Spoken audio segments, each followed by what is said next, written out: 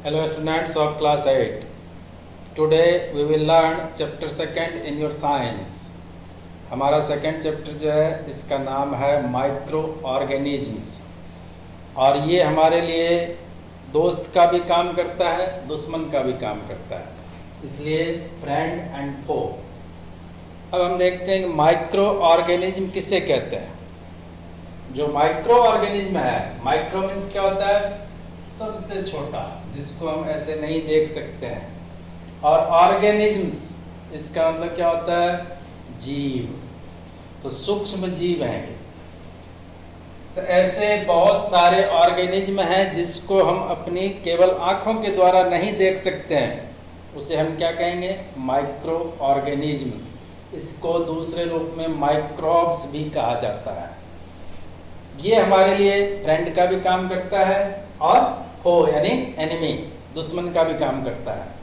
अब हम देखते हैं कि इसका क्या क्या फायदा होगा, क्या क्या नुकसान होगा। तो इसके लिए हमें पहले एग्जाम्पल देना है कि जो कुछ ऐसे ऑर्गेनिज्म हैं, जैसे आपने देखा होगा रोटी है, इसके टुकड़े को यदि हम कुछ नमी स्थानों पर रख देते हैं तो दूसरे या तीसरे दिन आप देखेंगे उस पर वाइट कलर का लेयर जमा हो जाता है। इसका मतलब क्या हुआ? फंगस बन गया है, तो फंजाई कहते हैं उसको।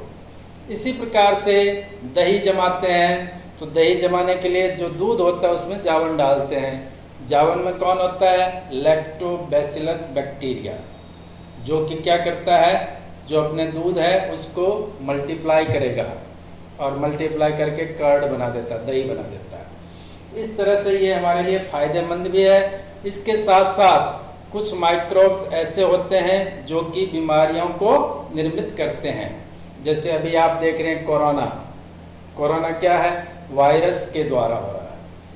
तो जो अपने फंगस है, बैक्टीरिया है, प्रोटोजोआ है, इसके अलावा वायरस हैं और भी दूसरे जो अपने ऑर्गेनिज्म हैं, ये माइक्रो ऑर्गेनिज्म आते हैं और ये बीमारी फैलाने का काम करते हैं। अब इसमें हम देखते हैं कि जो वायरस है, तो वायरस क्या करेगा? दोनों रूप में रहता है। इसको हम क्या कहेंगे? लिविंग थिंग्स भी कह सकते हैं और नॉन लिविंग भी कह सकते हैं।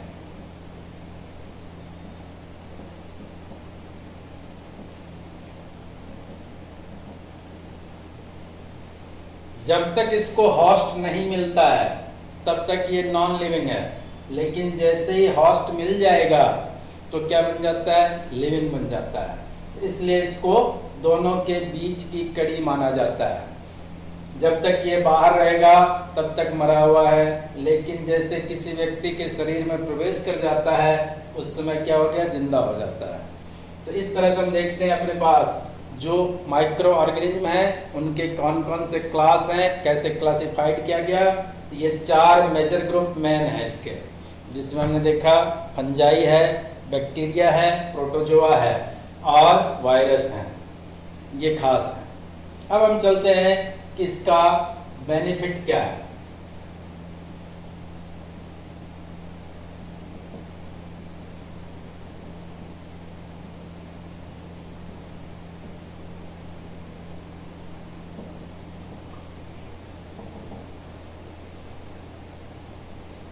देखिए बेनिफिशियल, इसका मतलब लाभदायक। जो माइक्रो ऑर्गेनिज्म है ये हमारे लिए जो फायदा पहुंचाने का काम कर रहे हैं उसको हम कहेंगे बेनिफिशियल। इसमें अभी जैसे हमने एग्जांपल दिया था आपको कि दूध का दही बनना, ये क्या कहलाएगा?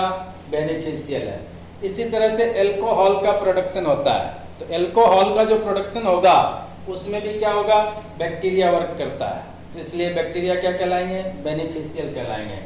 इसके अलावा आप देखेंगे कि और कहाँ ये काम आता है, तो जैसे दवाइयाँ बनती है, दवाइयाँ जो बनती है उसमें एंटीबायोटिक्स, ये दवाइयाँ बनती है, उसमें फंजाई और बैक्टीरिया ये दोनों काम आते हैं।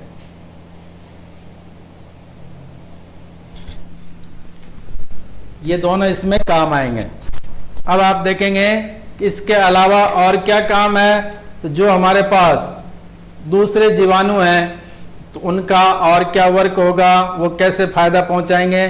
तो देखते हैं नाइट्रोजन जो होता है एटमॉस्फेयर में, ये 78% है, और उसको आपको मिट्टी के अंदर ला करके फिक्स करना, ये किसका काम है? बैक्टीरिया का और ब्लू ग्रीन एल्गी का काम है।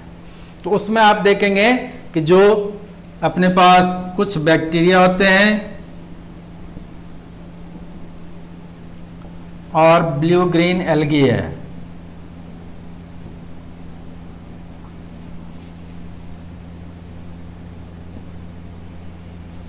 ये दोनों मिलकर के नाइट्रोजन फिक्सेशन का काम करता है।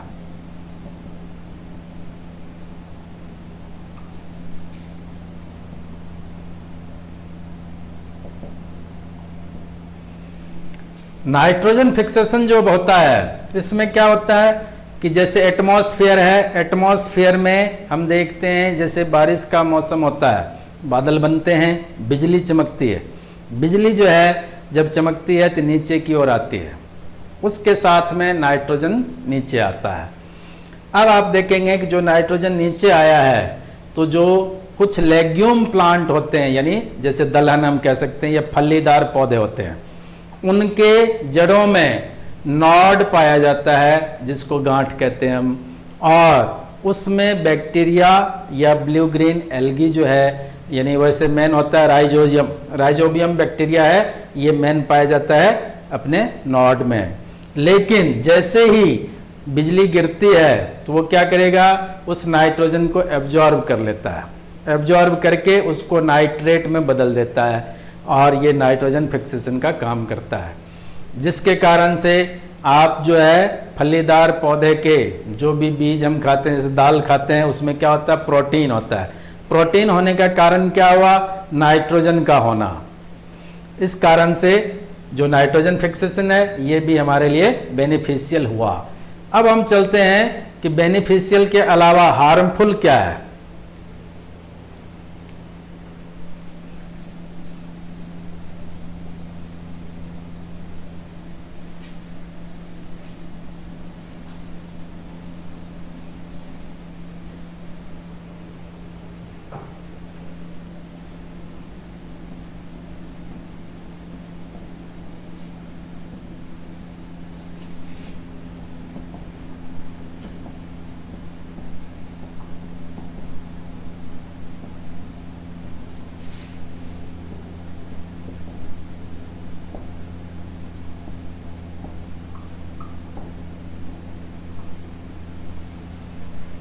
हार्मफुल बैक्टीरिया हो सकता है, या वायरस हो सकते हैं, या फिर हम कह सकते हैं माइक्रो ऑर्गेनिज्म। बहुत सारी बीमारियों को फैलाने का काम बैक्टीरिया, वायरस या फंजाई के द्वारा होता है, या प्रोटोजोआ के द्वारा होता है।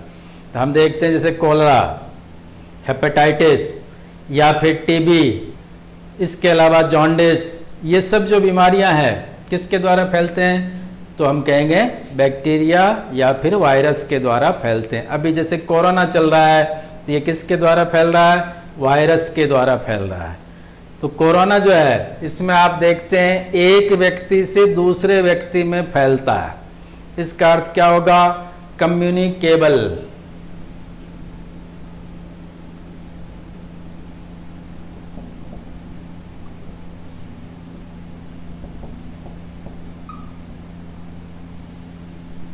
एक व्यक्ति से दूसरे व्यक्ति में फैलना। और कुछ बीमारियां ऐसी होती है जो जिस व्यक्ति को हुआ उसी के पास रहेगा, दूसरों में नहीं फैलता है। इसका अर्थ क्या कहलाएगा? Non communicable.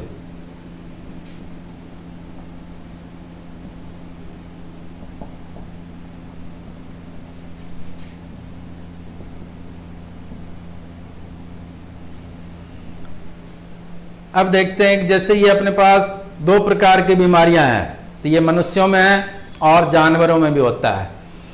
इसके अलावा जो वायरस है या बैक्टीरिया है, ये प्लांट्स में भी बीमारियां फैलाते हैं। तो अब जैसे हम देखते हैं कि कौन कौन से रोगाणु हैं, यानी ये जितने भी हार्मफुल बैक्टीरिया है या वायरस है, इनको हम क्या कहेंगे? पैथोजेंस।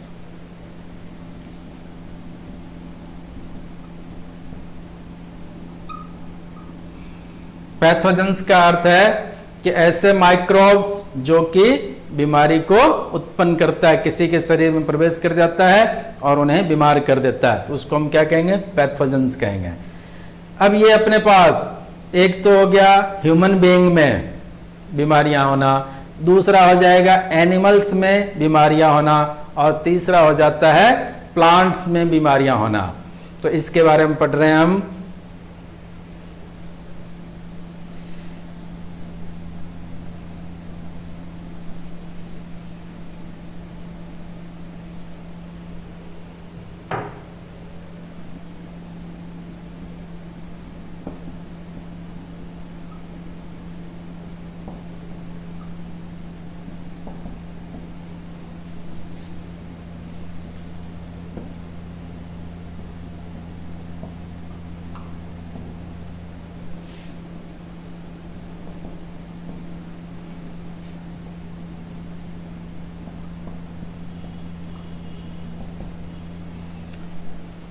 जो माइक्रो ऑर्गेनिज्म हैं ये डिजीज के कारण बनते हैं। इसके कारण से ह्यूमंस में भी, एनिमल्स में भी और प्लांट्स में भी बीमारियां होती है। तो जैसे हम देखते हैं, सबसे पहले ह्यूमंस के बारे में अभी हमने चर्चा की थी कि कोलरा हो जाता है या फिर टाइफाइड हो जाता है, जैसे मलेरिया भी होता है। तो मलेरिया किसके कारण से होता है? प्रोटोजोआ के कारण। तो ये क्या करते हैं? मादा एनाफिलीज जो मच्छर होता है, फीमेल एनाफिलीज, ये क्या करते हैं? किसी भी व्यक्ति को बाइट यानी काटता है। काटने के बाद क्या करेगा? इसके अंदर प्रोटोजोआ पाया जाता है, वो प्रोटोजोआ ह्यूमंस के अंदर इंजेक्ट कर देता है, जिसके कारण से मनुष्य जो है बीमार पड़ जाते हैं, उनको बुखार आ जाता है, मलेरिया बन जाता है।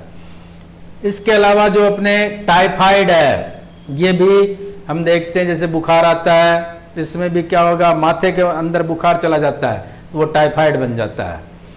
काला ज्वर यदि सुना होगा आपने, वो भी बीमारी है, वो भी मलेरिया जैसे होता है। अब हम चलते हैं कोलरा। कोलरा क्या होता है? तो जैसे आपने पानी पिया, उस पानी में बैक्टीरिया था और उसने क्या किया? आपको बीमार कर दिया, आपको उल्टी दस्ते होना शुरू हो जाता है, ये कोलरा के लक्षण हैं। इसके अलावा हम देखते हैं कि जॉन्डिस, तो जॉन्डिस पी लिया जिसको आप कहते हैं, वो भी क्या है? यदि हमने पॉल्यूटेड पानी पी लिया तो उससे पीलिया हो जाता है।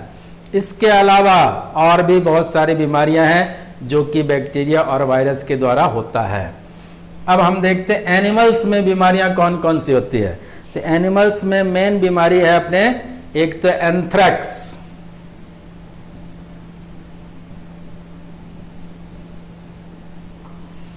और दूसरा है फुट एंड माउथ।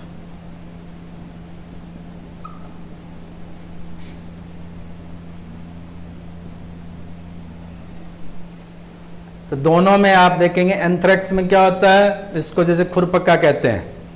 तो इसमें क्या होगा कि जैसे घाव बन जाता है, तो और इसके अंदर जो खुर होते हैं, खुर में घाव बन जाएगा, उसका चलना फिरना जो है दुर्लभ हो जाता है और उनको जो है बहुत सारे परेशानियां झेलनी पड़ती है।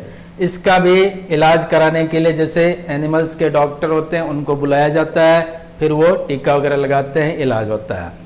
और फुट एंड माउथ, इसमें पैर में भी और मुंह में भी, दोनों तरफ जैसे अपने फाले होते हैं, छाले कहते हैं आप, उसी तरह से इनके पैर में भी और मुंह में भी एनिमल्स के छाले बन जाते हैं, घाव बन जाता है। इसके साथ में जब प्लांट्स में जाते हैं हम, तो आपने देखा होगा कई बार जो पत्ते वगैरह होते हैं, इसमें धब्बा बनने लगता है, चिन्ह बनने लगते हैं। ये क्या है? प्लांट्स में बीमारी होना। जैसे नींबू है, संतरा है, ये साइट्रस, इसमें कैंकर नामक रोग होता है, साइट्रस कैंकर। इसी प्रकार से गेहूं है, इसमें गेहूं में, चावल में, सब में बीमारियां होती है। उनके प्लांट्स जो है, उनके लीव्स खराब होने लगते हैं, किसी में स्टेम में पकड़ लेता है बीमारी। इसके अलावा और भी बहुत सारे फ्रूट्स हैं जिनके प्लांट्स में बीमारियां होती है, जैसे आम है, सेब है, इसमें भी बीमारियां लग जाती है। तो इन सब को ठीक करने के लिए केमिकल्स जो होता है उसका छिड़काव किया जाता है, या फिर प्लांट के अंदर केमिकल जो होता है उसको स्टेम में इंजेक्ट कर देते हैं। तो ये हमारा था आज का टॉपिक, माइक्रो ऑर्गेनिज्म जो फ्रेंड के रूप में भी काम करता है और फो, एनिमी के रूप में भी काम करता है। Okay, thank you.